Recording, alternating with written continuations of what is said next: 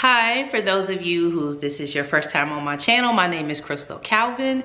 I'm an agent with eXp Realty. I work in the state of Georgia. Some of the cities that I service in are Augusta, Harlem, Grovetown, Evans, and Hepzibah, just to name a few. This video today is going to be geared towards all my first-time home buyers. It's basically going to be all the tips and tools I wish I had when I purchased my first home. I don't want to do a 2-hour video for you guys. I don't know about your attention span, but mine is pretty short. So drop questions in the comment section for me and I'll be sure to get the answers to you in a speedy type of way. I usually respond at least by the end of the day, if not the next morning. So again, if let's say you've been pre-approved already and you just want to know the proper steps, what exactly is it that you're going to need to be prepared, the do's and the don'ts in the process in order to make it a smooth transition for you all the way to closing. Or let's say you haven't been pre-approved, you haven't done anything because you're unsure, you're kind of skeptical about the process. You want to make sure that, hey, when I let this lender or this bank run my credit and the clock starts, am I ready to go? What are my chances to be pre-approved? What is it that I need to do on my end, whether it's my debt to income ratio, you know what I'm saying? Like those type of questions. I'm gonna touch bases on all of that today, so stay tuned. And most importantly, do not forget to like, share, and subscribe. Let's go. One tip I like to tell people is when you feel like you're ready to purchase a home and jump out here and, start viewing them, to get pre-approved before you start doing that. Reason being, let's say, for example, like you hit me up and you're like, hey, Crystal, I seen this house on Zillow. I really want to see it in person. Blase, blase, I think it's my forever home. And I'm like, okay, cool. You've been pre-approved? You're like, no, not yet. I'll do it later on. I really just want to see this house. I'm like, okay, I'll take you to go see the home. You fall in love with it. You're like, this is my forever home. I got to get this home. And you go ahead and submit an application with your lender to get the ball rolling for your pre-approval. Let's say the house was listed at $300,000. You get your letter back from your lender and you were only pre-approved for $250,000.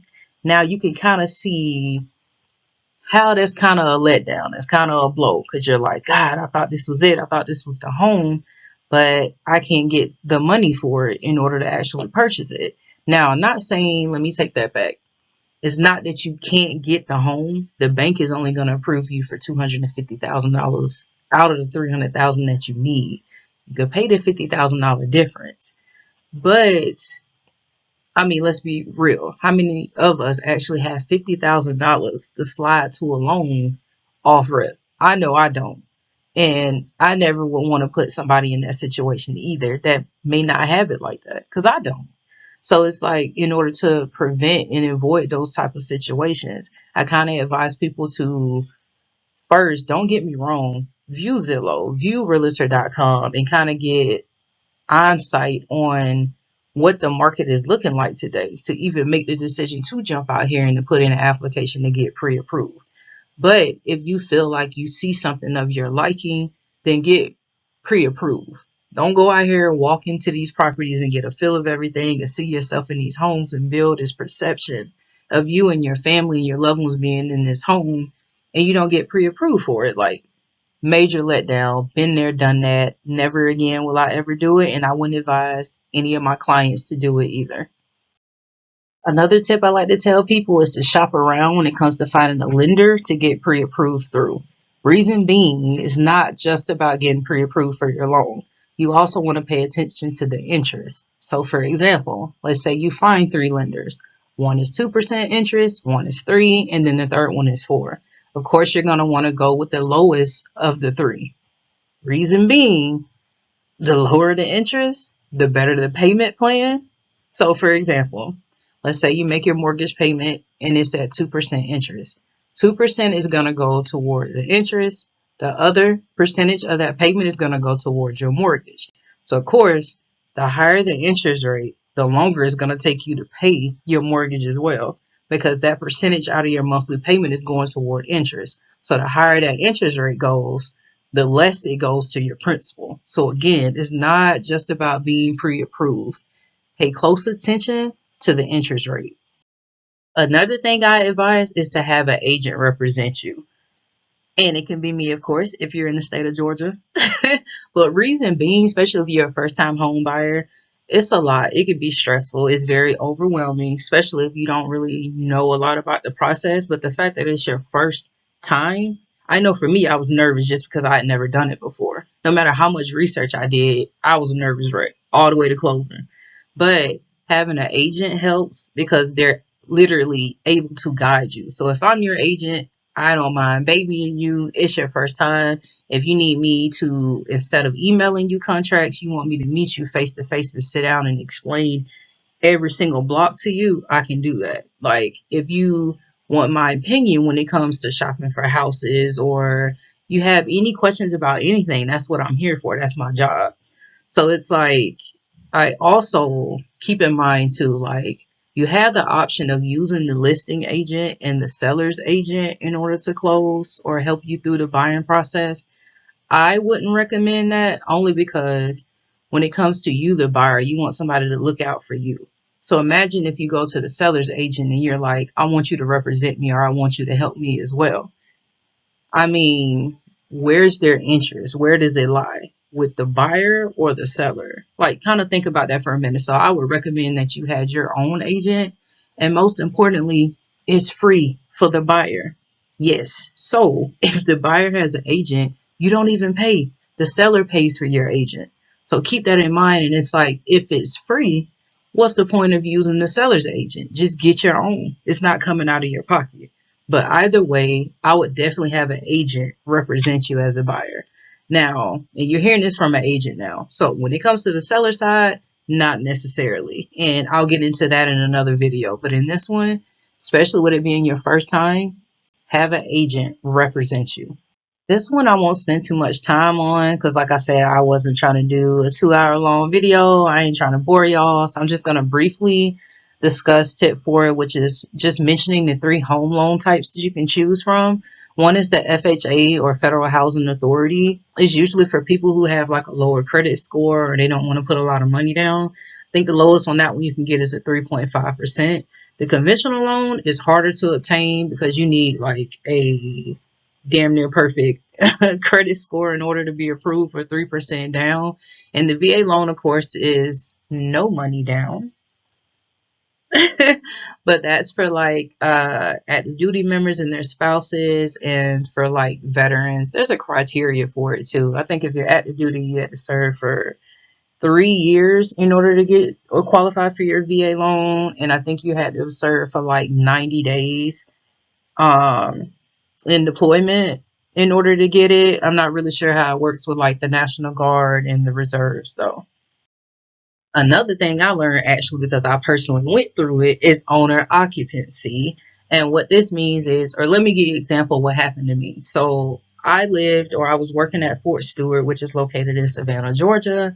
And I was shopping on Zillow, and I seen a house back in my hometown, Augusta, Georgia, that I thought would be a good purchase. So I called the lender that I had been working with, that I purchased previous properties with, and I told him that I wanted to get a pre-approval for the property in Augusta. He told me that I would not be able to get pre-approved because I don't live in Augusta. And I thought that was weird. I'm like, Savannah is only 2 hours away. I can't get approved for a property in Augusta. So he was telling me that I guess when it comes to like using the VA loan and having to prove that it's your primary residence. So I was telling him I was in the process of moving from Savannah back to Augusta, but I had somebody who was interested in hiring me for a position on Fort Gordon, which is in Augusta, but I hadn't had an offer letter yet. So he said the offer letter is what I needed in order to get pre-approved. Which is crazy to me, like I said, because Savannah and Augusta are only 2 hours away. But anyway, he was saying that I needed an offer letter, and my pre-approval was going to be contingent upon me getting an offer letter and a job acceptance in Augusta, Georgia. So I say this to buyers, first-time buyers. Be aware of that. Not all loan or lenders will deny you of it, but I've been told that the ones that don't deny you of getting approved for a house where you're not located, some of them will increase your interest and make you pay more down on it if you don't live there. So that's just a heads up for like my first time buyers. I didn't know anything about that until, like I said, I tried to do it. last year, and yeah, my bank was not playing. It was a flat out no for them. Tip number 6, please hear me. If you're in the pre-approval process, not even like you've passed that, you've been pre-approved, you got your dollar amount, and let's say you're even locked in into a house and you're just finishing your process, don't change anything during this process. Reason being, when you were pre-approved and they started everything, they locked you in at this dollar amount or whatever income you was making at whatever job. They locked you in it with whatever credit score that you had at the time, any debt, any expenses, or anything that you had at this time. The only thing that should change, and is a good change, is if you just continue to pay off debt all the way to closing. But please do not do something as major as purchasing a vehicle or any major anything before closing. Let's say you ain't even started the buying process and you're thinking about buying, but you're standing in the middle of a dealership. Do not purchase anything before buying the house. Buy the house first, purchase the car later. That's my advice on that. Don't ever do anything major. If you're in the buying process and you purchase something major such as a car, you can end up getting denied for your loan and having to pull out of everything. It can put a hold on a lot of stuff, and the buying process already takes anywhere between 30 to 45 days. It can take even longer. So, or like I said, you can just get denied for the loan, period, if something major changes. So please purchase the house first, buy whatever else you want to buy later. Tip number 7. There are 3 credit scores: Experian, TransUnion, and Equifax. Your lender typically pulls the middle number. So please, like, I don't know, and do not use Credit Karma. If you ain't learned yet, them numbers are not accurate whatsoever. I use Experian. I'm not even gonna lie, I don't even know if they're accurate at this point, but anything's better than Credit Karma. So please, please, when I tell you to look at these 3 numbers, do not go to Credit Karma and think you're good, because I promise you, you're not. Whatever you see on there is not matching what, in fact, your credit scores are. So like I said, I use Experian, and I try to stay always in know with my 3 credit scores. So please, if you're looking to buy, please pull up these 3 credit scores and check the middle one always. Tip 8, this is huge too. This DTI, or debt to income. Before you even try to put in an application to be pre-approved for anything, please do like a budget sheet if you haven't already been doing one, and just see how much money is coming in every month or every 2 weeks, and see what's going out every month. Like, you want your income to definitely outweigh your debt, and that's a major factor that these lenders look at before you're pre-approved. So please, like, if you got a lot of debt, you got a lot of expenses coming out, my first advice, or my biggest advice to you, is work on paying that down. And even if you feel like you're good and you want to push an application to get pre-approved, make sure you have supporting documents to show that you're paying this stuff on time and everything is good to go. Tip number 9 that I learned is student loans. This can majorly affect your DTI, your debt to income ratio. So there's 2 different ones. You got the generic 10-year plan that they give you to pay off your student loans, and then you get one, it's called income-based plan.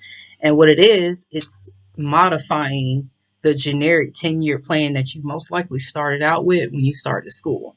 So the generic one, where you're just paying the monthly ones, as long as you're paying them on time, there aren't any red flags, late payments, or anything like that, normally you should be good if your debt is way less than your income, and they're going by the monthly debt and your monthly income. But if it's modified any kind of way, so where it's set up to where you don't have to pay that full generic payment, you're paying partial payments, you're probably going to have a tougher time getting approved for your loan. But it's not 100% denial. I'm just saying, like, it could possibly hinder you. And tip number 10, and the last tip that I have, it's okay to rent at the end of the day. Nobody, don't ever let anybody put a time frame on you. Trust me, real estate ain't going nowhere. It's not going anywhere. And the last thing I would want somebody to do is feel like they're being pressured into doing something like such as purchasing a home. That's a huge loan. That's a huge decision. That's a huge payment. Do not do it until you're ready. So if you have to continue to rent, then continue to rent. Like, there's absolutely nothing wrong with renting as long as you have a plan. You don't have to buy today. You don't have to buy next year. You buy when you're ready and when you're financially stable enough to handle that load and that liability of owning a home. That completes this video. If you stayed to the very end, I deeply and truly appreciate it. I'm going to continue to do more and more videos pertaining to real estate, my experiences with EXP, the ups and the downs, and another video I should be coming out real soon is going to be pertaining to tips as a seller, because I also have experience in that when I sold actually the same property that I referenced myself to in this video. So again, I'm going to do a video on that, and yeah, I'll see you guys soon. Thanks again for watching.